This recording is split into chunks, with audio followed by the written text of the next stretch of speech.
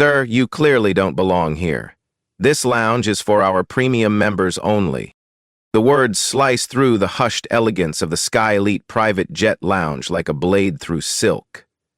Marble floors, crystal chandeliers, leather chairs, worth more than most people's cars. But right now, all that luxury means nothing. The secure way slides to a stop before our outer gates, and the vehicle, with me and a tall black man in an impeccably tailored navy suit, stands frozen at the reception desk.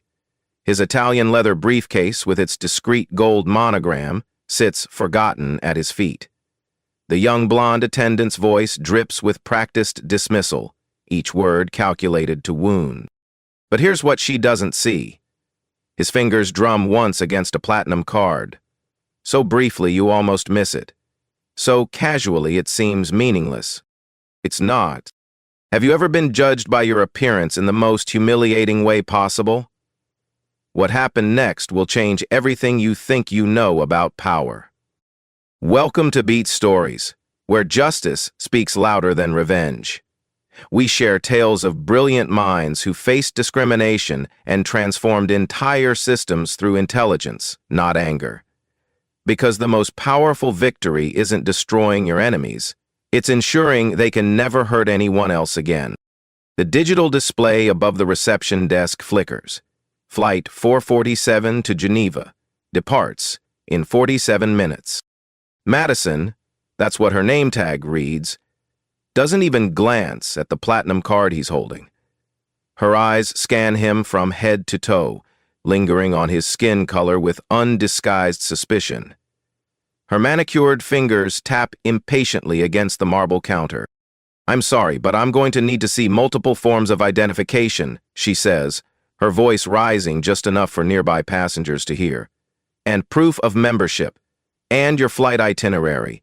We've had issues with people trying to access facilities they haven't paid for."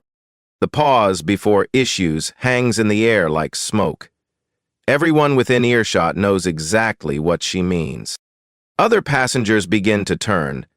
A middle-aged white woman in Chanel whispers to her companion, her voice carrying just enough to be overheard. "Security should handle this quickly." Two men in golf attire chuckle behind their whiskey glasses. One mutters something about frequent flyer miles versus frequent lying. They think they're clever. A young mother pulls her child closer, as if proximity to this situation might somehow contaminate her precious offspring. The child stares with wide, innocent eyes, sensing the adult tension but not understanding why. Three business executives pause their conversation about quarterly earnings to watch the show unfold. Their faces show that peculiar mixture of disgust and entertainment that comes from witnessing someone else's humiliation. The security guard's hand moves toward his radio.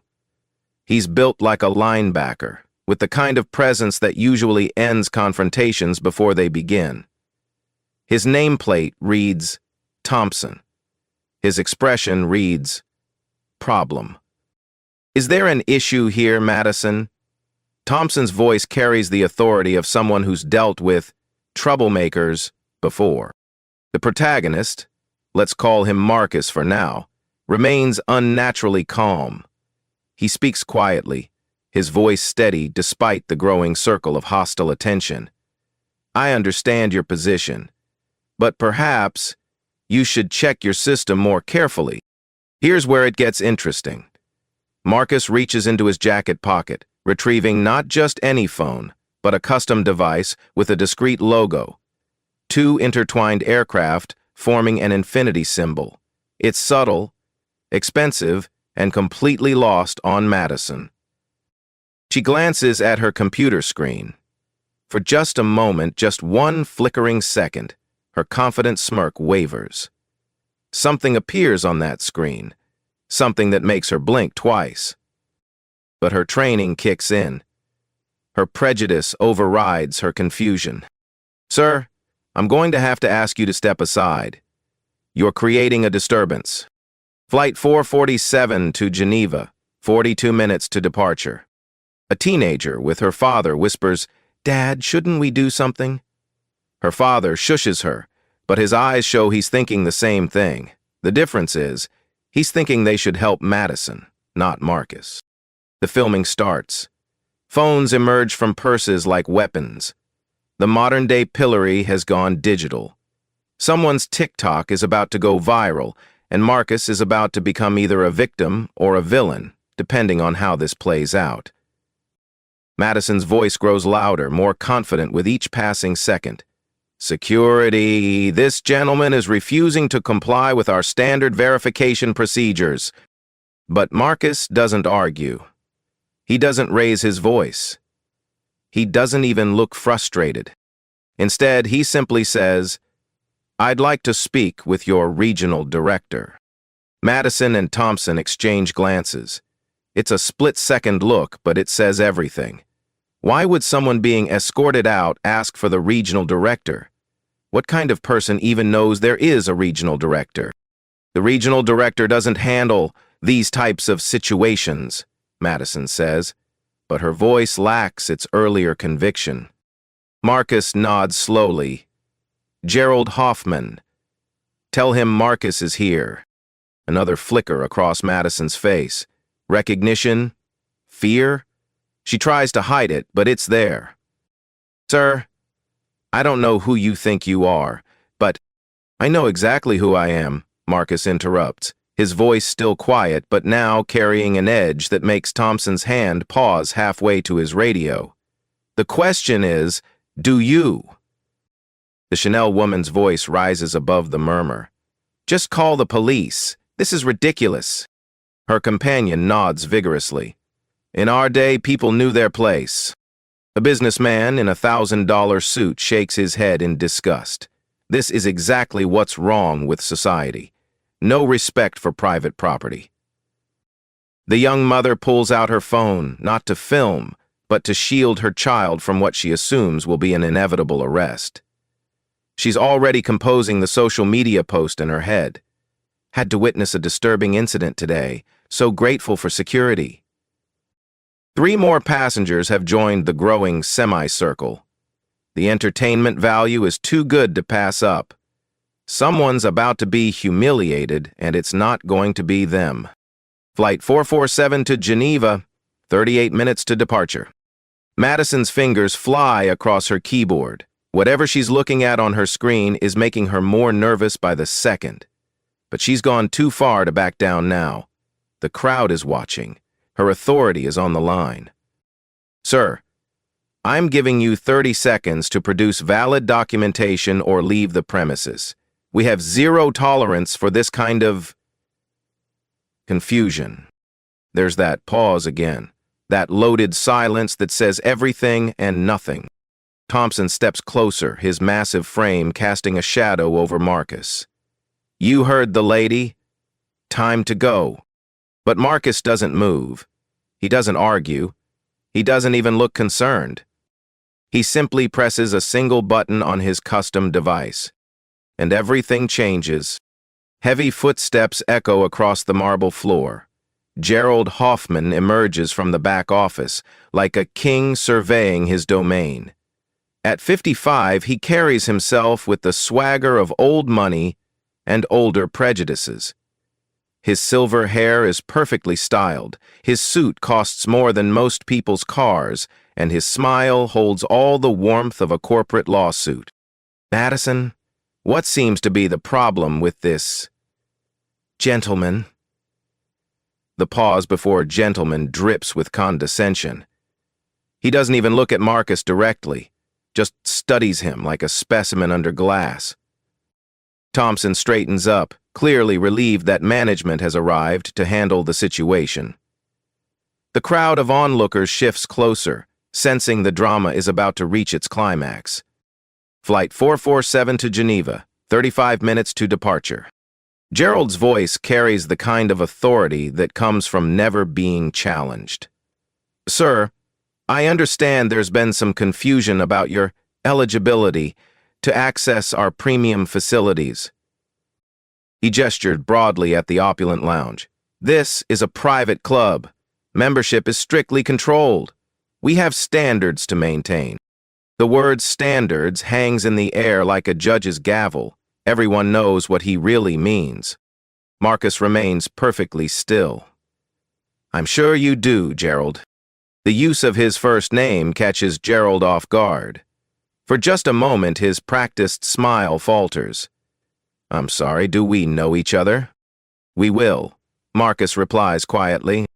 Two more security guards appear as if summoned by some invisible signal. Thompson isn't taking any chances now that management is involved. The semicircle of spectators has grown to nearly a dozen people, all watching with the morbid fascination of witnessing a public execution. The guards position themselves strategically, one at each exit, one behind Marcus. It's a choreographed intimidation routine they've clearly performed before. Gentlemen, I don't think that will be necessary, Marcus says calmly. I'm not going anywhere. Gerald's laugh is sharp and cold. Oh, I think you'll find that you are. The filming intensifies. What started as one or two phones is multiplied into a digital firing squad. The Chanel woman is live streaming on Facebook. The business executives are recording for their group chat. The teenager has her TikTok ready to go viral. This is about to get good, someone whispers. Day 7. An older man in a military uniform, clearly a veteran, watches from the corner. His expression is different from the others. Uncomfortable. Like he's seen enough injustice to recognize it when it happens. But he doesn't speak up. Nobody does. Gerald steps closer, his voice dropping to a stage whisper that everyone can hear perfectly. Listen carefully. You have two choices. You can leave quietly with whatever dignity you have left. Or security can escort you out, and we'll let the police decide whether this constitutes trespassing. He pauses, letting the threat sink in. Either way, you're not staying in my lounge. Flight 447 to Geneva. 31 minutes to departure. The crowd murmurs approval. Justice is being served. Order is being restored. The natural hierarchy is being maintained. Finally, the Chanel woman says loudly, someone with backbone. Her companion nods enthusiastically. In our day, this wouldn't have taken 5 minutes. The businessman in the expensive suit calls out, "We'll be witnesses if you need them, Mr. Hoffman." Gerald smiles and nods acknowledgement. He's playing to his audience now, feeding off their approval like a performer on stage. The young mother has her phone out, but she's not filming. She's texting her husband. Crazy scene at the airport. Security removing some guy who tried to sneak into first-class lounge. So entitled. The military veteran shifts uncomfortably. His weathered face shows the internal struggle of someone who's sworn an oath to protect and defend, watching injustice unfold in real time. His wife touches his arm. "Don't," she whispers. "It's not our business." But his eyes meet Marcus's for just a moment. There's recognition there. Not of the person, but of the situation. He's seen this before, in different forms, in different places. Still, he stayed silent. Flight 447 to Geneva, 28 minutes to departure. Gerald checks his gold Rolex with theatrical precision. Time's up. Thompson, please escort this gentleman from the premises. Thompson steps forward, his massive frame blocking Marcus's path to the exit. Come on, pal. Don't make this harder than it needs to be. The crowd holds its collective breath. This is the moment, the climax, the resolution they've all been waiting for. Phones are raised, fingers hover over share buttons. Tomorrow's social media content is being created in real time. But Marcus doesn't move. He doesn't resist. He doesn't argue or plead or threaten legal action like most people would. Instead, he looks directly at Gerald for the first time. Before your security team makes a mistake they'll regret, I need to ask you something important. Gerald's eyebrows raise mockingly. Oh, this should be good. What's your question, sir?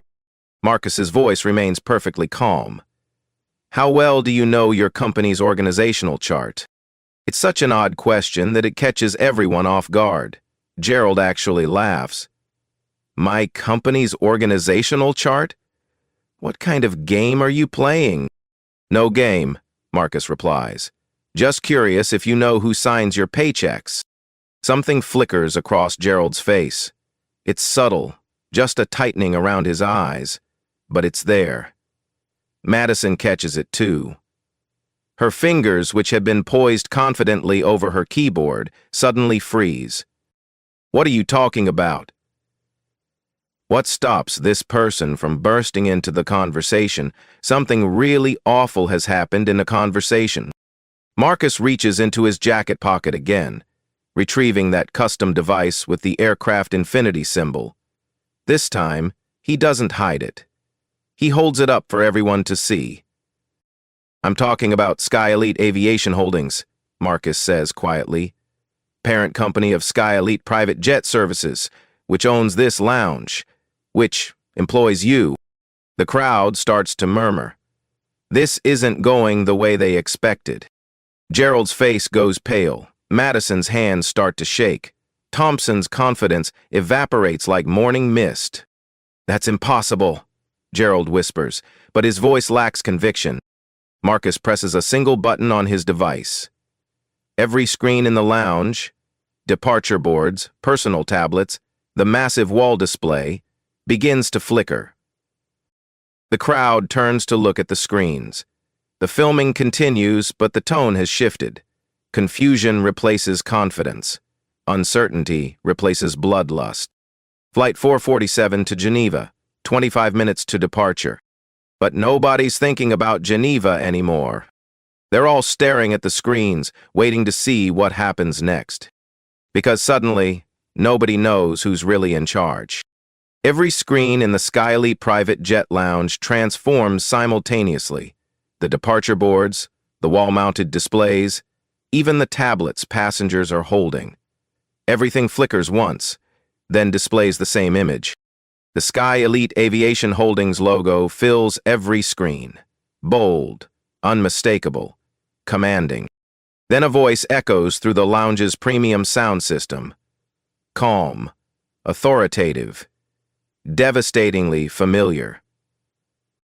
Ladies and gentlemen, this is Marcus Wellington, Chief Executive Officer and majority shareholder of Sky Elite Aviation Holdings. Time stops. Gerald's face drains of color so completely he looks like he's seen a ghost.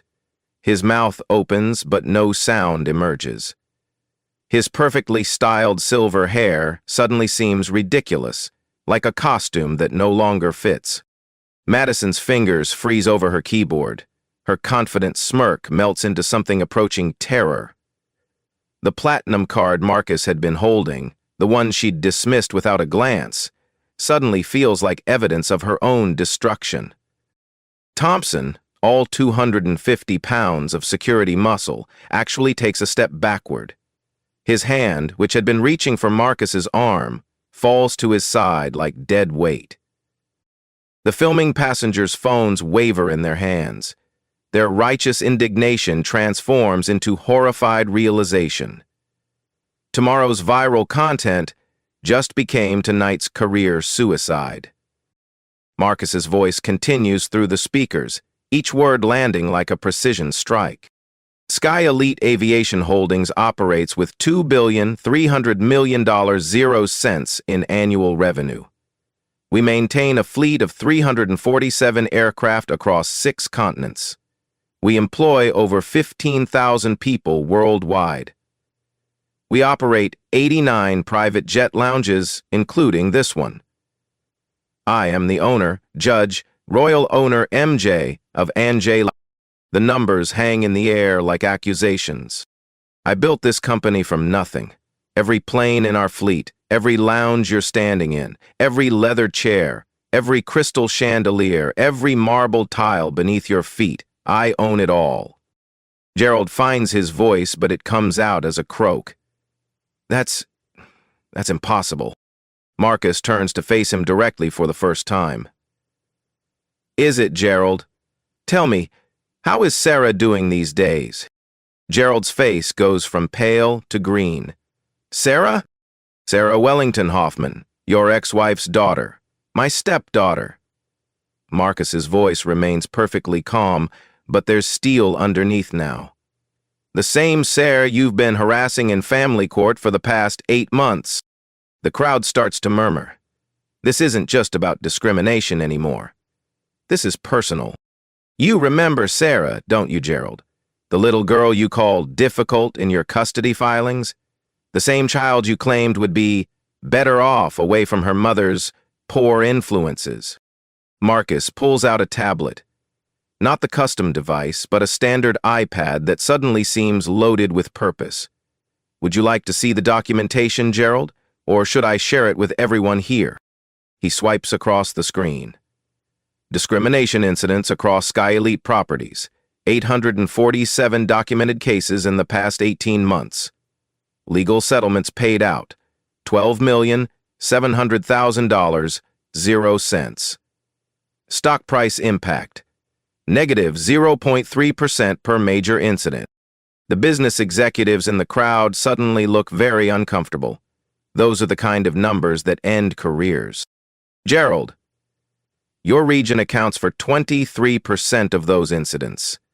Your management style has cost this company $2,900,000, 0 cents, in settlements alone.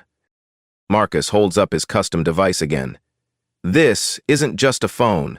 It's connected directly to our security system, our customer database, and our incident reporting network. Every interaction in this lounge has been recorded from 12 different angles. He pauses, letting that sink in, including the past 15 minutes. Madison starts to hyperventilate. Thompson looks around desperately, as if searching for an exit that doesn't exist. Every word spoken, every discriminatory glance, every moment of deliberate humiliation, it's all documented. Gerald, I assume you remember the employment contract you signed when you became regional director? Marcus's voice takes on the tone of a professor delivering a lecture. Section 15.7 specifically addresses gross misconduct resulting in discrimination claims. Gerald's lawyer instincts kick in. Now wait just a... Section 22.3 covers behavior damaging to company reputation. And Section 31.1, Marcus pauses for effect. Section 31.1 provides for immediate termination for cause, with forfeiture of all benefits.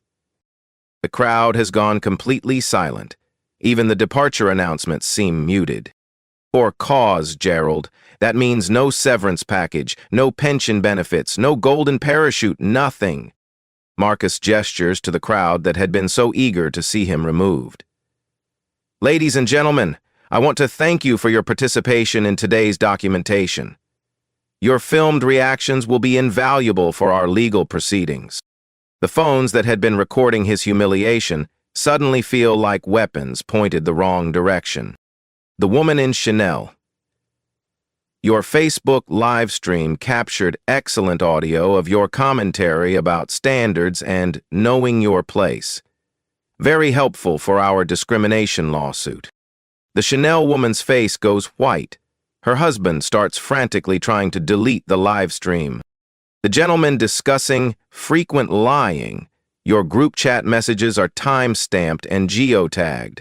Our legal team appreciates the detailed evidence trail. Marcus's attention turns to the veteran who had been watching from the corner. Sir, I notice your discomfort throughout this incident. You served our country? The veteran nods slowly. 22 years, Army. Thank you for your service. And thank you for recognizing injustice when you see it, even when speaking up wasn't easy. It's a moment of grace in the chaos. A recognition that not everyone in the crowd was driven by malice. This isn't just about today's incident, Marcus continues, his voice carrying throughout the now silent lounge. This is about patterns, systems, cultures that allow discrimination to flourish. He taps his tablet again. Effective immediately, every Sky Elite employee will carry a device similar to this one. real-time verification of customer status, instant recording of all interactions, quarterly bias audits across all properties. The implications hit the staff like a freight train. No more hiding behind policy. No more subjective judgments. No more discrimination disguised as standards. Marcus steps closer to Gerald, his voice dropping to a conversational tone that somehow carries more weight than any shout could. Gerald, you made this personal when you went after my family. You made it systematic when you created a culture where people like Madison felt empowered to judge human worth by skin color. Gerald tries one last desperate play. Now see here, you can't just... I can't what, Gerald? Fire you? I own the company. Pursue legal action? I have 12 camera angles of documentation. Destroy your reputation? You've done that yourself. Flight 447 to Geneva, 15 minutes to departure. Marcus checks his watch. Not a Rolex, like Gerald's, but something simpler, more substantial. My flight to Geneva. Board meeting tomorrow morning. The European expansion we've been planning for 3 years. He looks around the lounge one final time. 15 minutes to decide whether Sky Elite moves forward with leadership that reflects our values or whether we clean house completely. The choice isn't really a choice at all. Everyone in the lounge knows it. Gerald knows it. Madison knows it. Even Thompson knows it. The man they'd tried to humiliate doesn't just have power. He is the power. And now, the reckoning begins. Marcus doesn't ask anyone to follow him to the adjacent executive conference room. His presence simply commands it. Gerald trails behind like a condemned man walking to his execution. Madison's legs barely carry her forward. Thompson hovers uncertainly at the threshold. The crowd of passengers remains frozen in the main lounge, their phones still recording, but now they're documenting their own destruction rather than someone else's humiliation. The conference room is a temple to corporate power. Floor-to-ceiling windows overlook the tarmac where private jets wait like sleeping giants. The mahogany table could seat 20, but today it will host a tribunal of 1. Marcus takes his position at the head of the table. Not the guest chair where Gerald had expected him to grovel, the CO's chair, because that's exactly what it is. Gerald, please, take a seat. Marcus's tone is conversational, almost friendly. It's the most terrifying sound Gerald has ever heard. Marcus opens his tablet and projects the contents onto the room's massive wall display. Numbers begin filling the screen like evidence in a murder trial. Let's review your performance metrics, shall we? Regional performance data, Gerald Hoffman, Regional Director. Discrimination complaints, 203 in 18 months. It's over, Lisa. Legal settlements, $2,900,000, 0 cents. Customer satisfaction scores, 2.3 out of 5, company average, 4.1. Staff turnover rate, 47%, company average, 12%. Revenue impact from negative publicity, $1,990,000, 0 cents. Gerald's mouth opens and closes like a fish gasping for air. These aren't abstract numbers, Gerald. These represent real people. Real harm, real damage to the company I built with my own hands. Marcus swipes to the next screen. Family court documents appear, each one a knife twist in Gerald's gut. Motion to restrict Sarah's access to her mother's family, Marcus reads from the document. Claiming exposure to undesirable influences and inappropriate social circles. Gerald's voice finally emerges as a whisper. I was protecting her. From what, Gerald? From her black stepfather. From learning that families come in different colors. The words hang in the air like a judgment. Madison, who had been trying to make herself invisible in the corner, actually flinches. Motion to require supervised visitation. Marcus continues reading. Citing concerns about radical ideologies and anti-establishment attitudes. He looks up from the tablet. Anti-establishment. That's rich. Coming from someone who just tried to have the establishment's owner arrested for trespassing. Marcus pulls up another screen. This one shows a network diagram that looks like a spider web of corruption. Your management philosophy has infected this entire region, Gerald. Let me show you how. The diagram lights up with connections. Gerald to Madison, Madison to Thompson, Thompson to the other security guards, spreading outward like a virus through the organization. Every person you hired, every person you promoted, every person you trained. They all learned that discrimination was acceptable as long as it was subtle enough to avoid lawsuits. Training records. Lisa's awareness training completion rate 31%, company standard 100%. Diversity hiring metrics. Below targets for 23 consecutive months. Customer complaint resolution time 4.2 days, company standard, same day. You didn't just fail to prevent discrimination, Gerald. You institutionalized it. The next screen shows stock charts, revenue graphs, and market analysis that would make any CFO weep.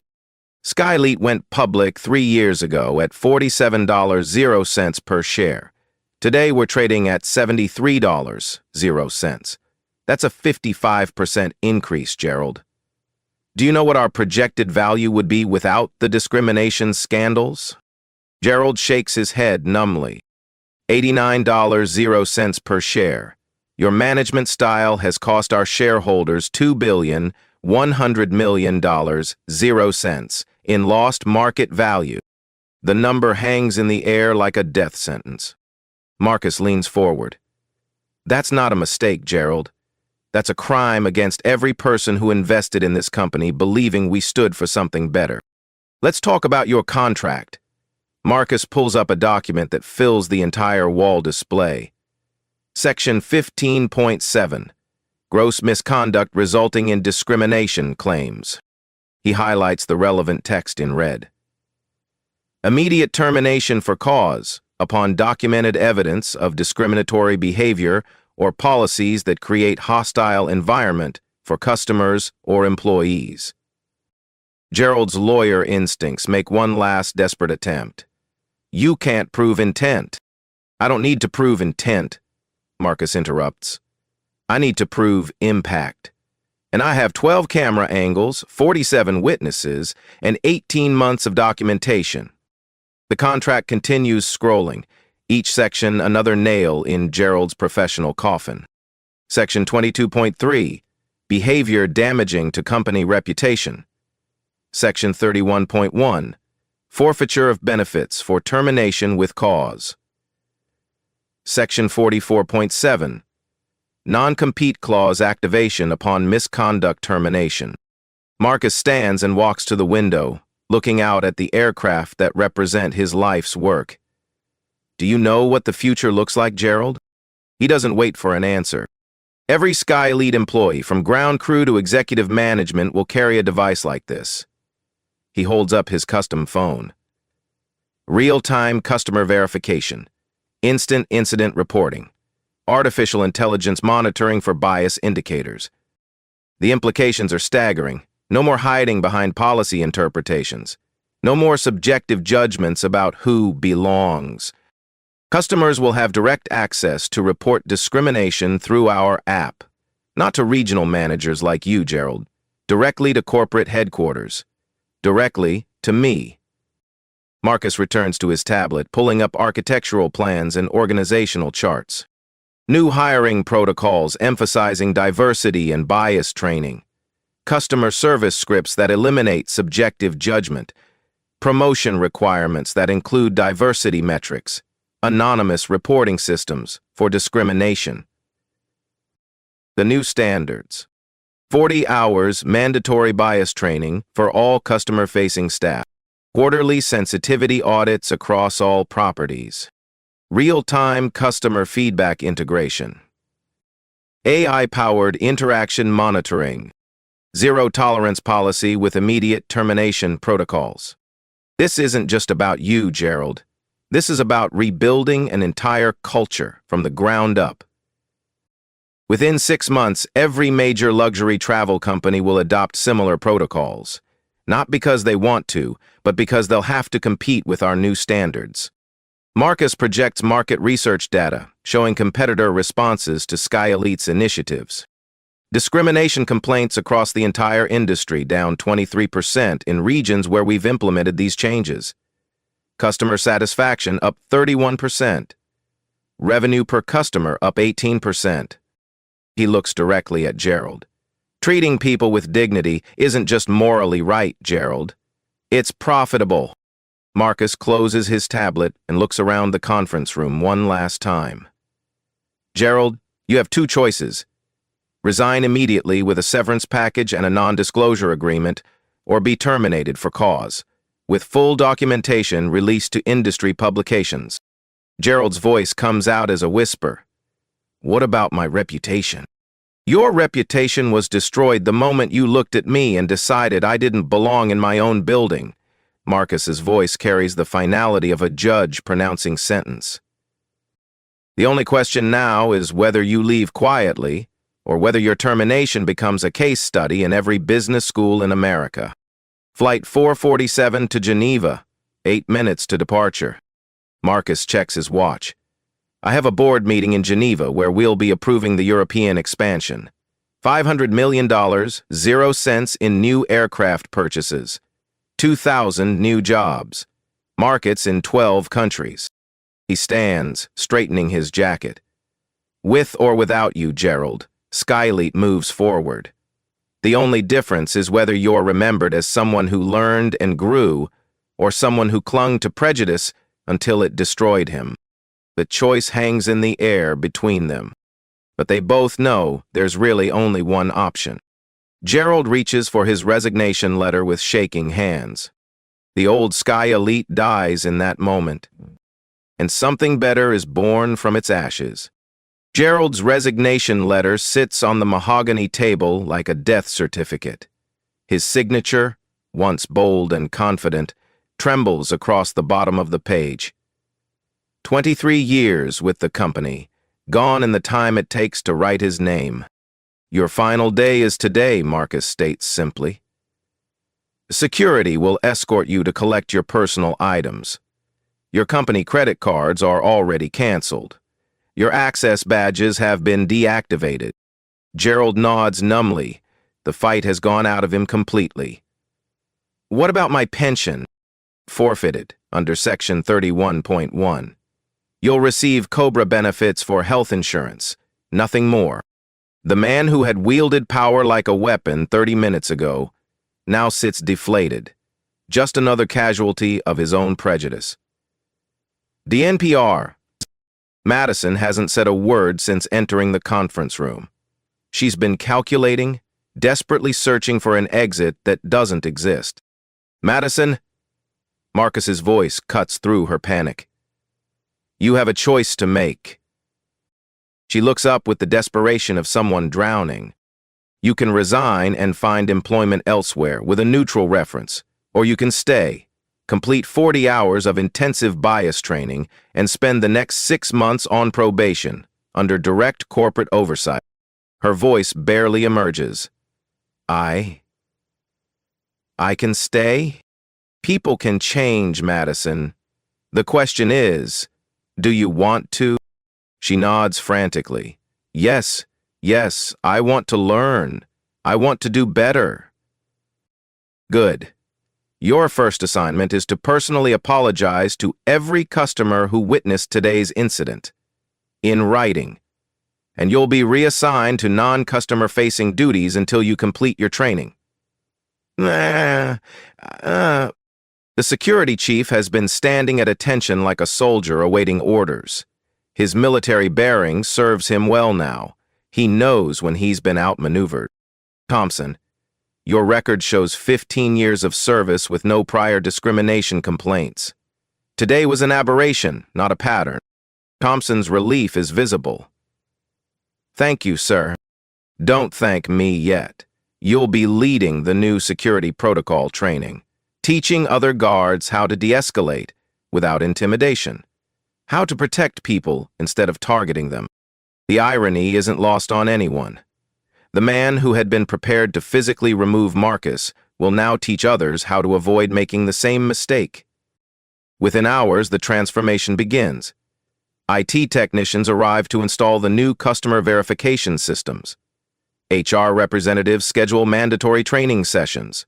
Corporate communications sends out company-wide memos detailing the new anti-discrimination policies. The new Sky Elite standards. Customer verification through technology, not appearance. Mandatory 40-hour bias training for all staff. Real-time incident reporting to corporate headquarters. Quarterly diversity audits with published results.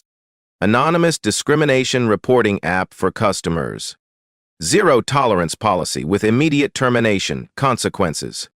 The changes ripple through the organization like stones thrown into still water. Word spreads quickly through social media, but not in the way anyone expected. The passengers who had filmed Marcus's humiliation find themselves in an uncomfortable spotlight. The Chanel woman's Facebook livestream goes viral, but as an example of complicit discrimination rather than justified enforcement. Her comments section fills with criticism. Her country club friends start distancing themselves. The business executives discover their group chat screenshots have been shared widely on LinkedIn. Their company's HR departments receive complaint calls. Professional reputations begin cracking under the weight of documented prejudice. But there are positive responses too. The military veteran posts his own video explaining what he witnessed and why he regrets staying silent. His honesty sparks conversations about moral courage and standing up for others. The new customer verification system launches across all Sky Elite properties within 30 days. Customers scan a QR code upon entry. Staff devices instantly display membership status, special accommodations, and preferences. No more guessing, no more assumptions. No more opportunities for discrimination disguised as policy.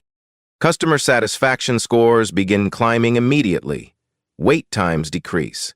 Complaints drop by 67% in the first month alone. The system also tracks staff interactions. AI algorithms identify potential bias indicators in real time. Managers receive alerts when discrimination patterns emerge, allowing for immediate intervention and correction. Other luxury travel companies watch Sky Elite's transformation with a mixture of admiration and fear. Within 6 months, 23 competing companies adopt similar policies, not out of moral awakening, but out of competitive necessity. Industry-wide changes. Discrimination complaints down 54% across luxury travel sector.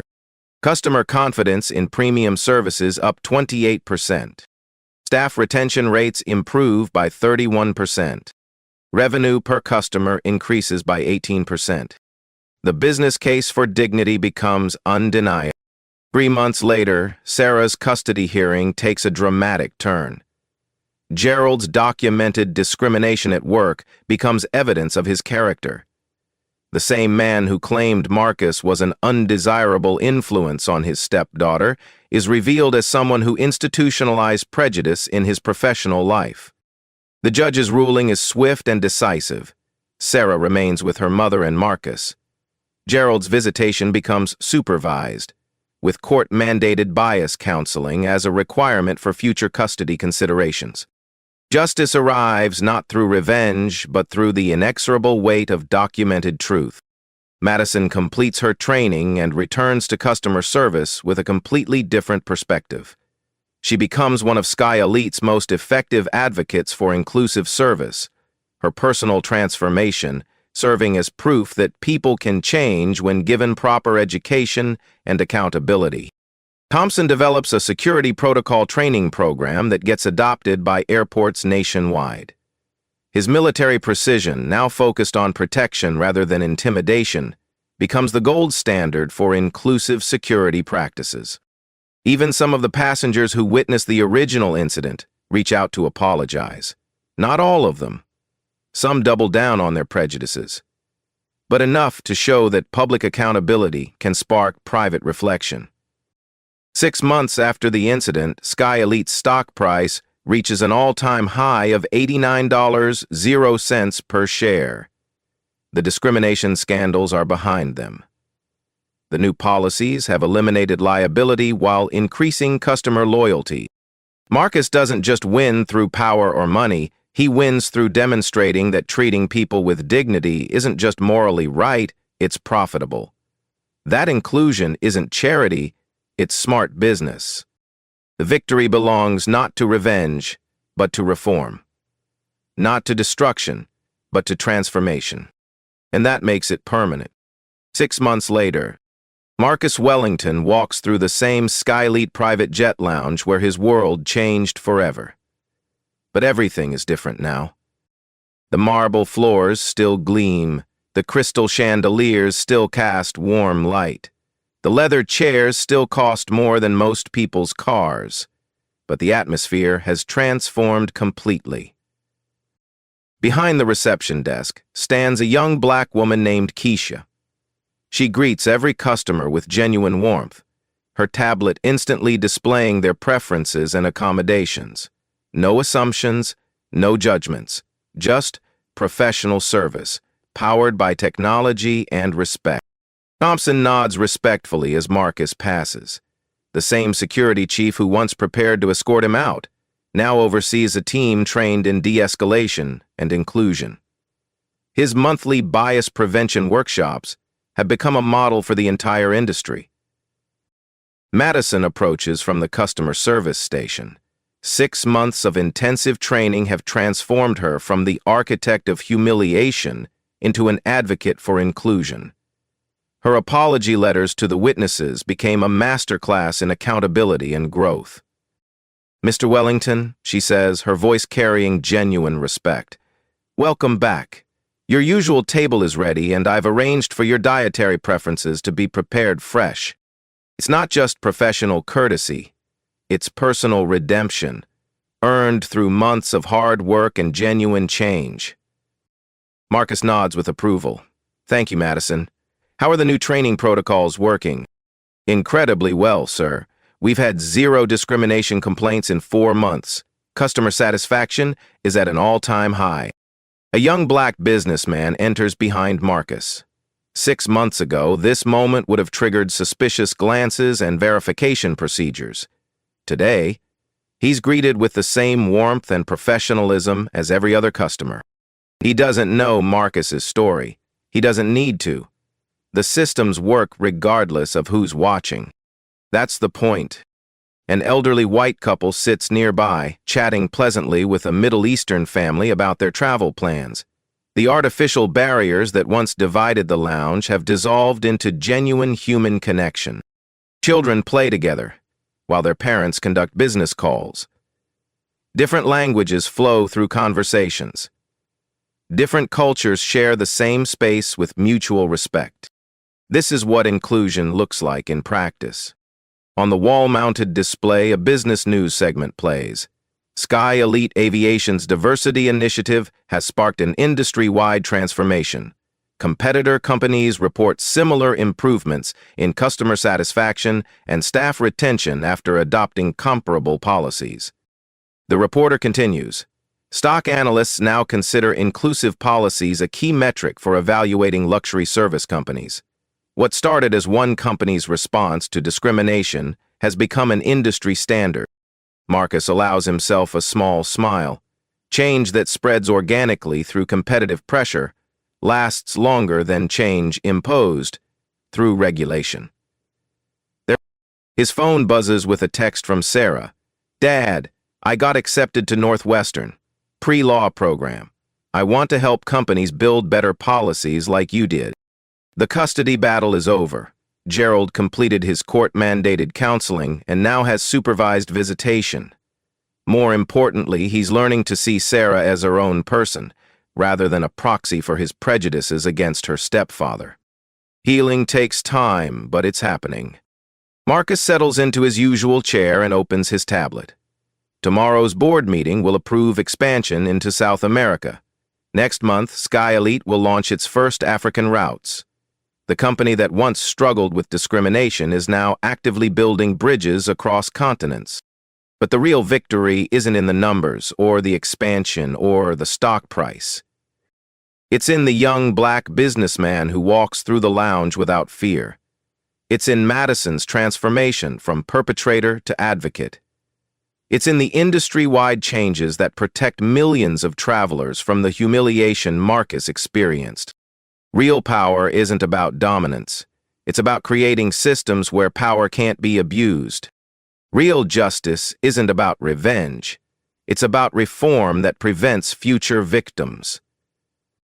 Real change doesn't come from destroying your enemies. It comes from transforming them into allies. Marcus looks around the lounge one final time before his flight boards. This place that once symbolized exclusion now represents possibility. But the work isn't finished. It never is. Have you witnessed discrimination in restaurants, hotels, or exclusive establishments? Share your story in the comments below. When we document these experiences, we create the evidence needed for systematic change. Hit that subscribe button and join the Beat Stories community for more tales where intelligence defeats ignorance, where strategy conquers stereotype, and where one person's courage creates transformation that lasts for generations. Share this Beat Stories video with someone who needs to remember that dignity isn't negotiable, that respect isn't optional, and that real power lies in lifting others up rather than keeping them down. Because sometimes the person you underestimate doesn't just own the game. They change the rules for everyone. Remember, the most profound victories aren't won through destruction, but through construction. Not through humiliation, but through education. Not through revenge, but through reform. That's how you ground an entire fleet and rebuild it to fly higher than ever before. This is Beat Stories, where every ending is a new beginning.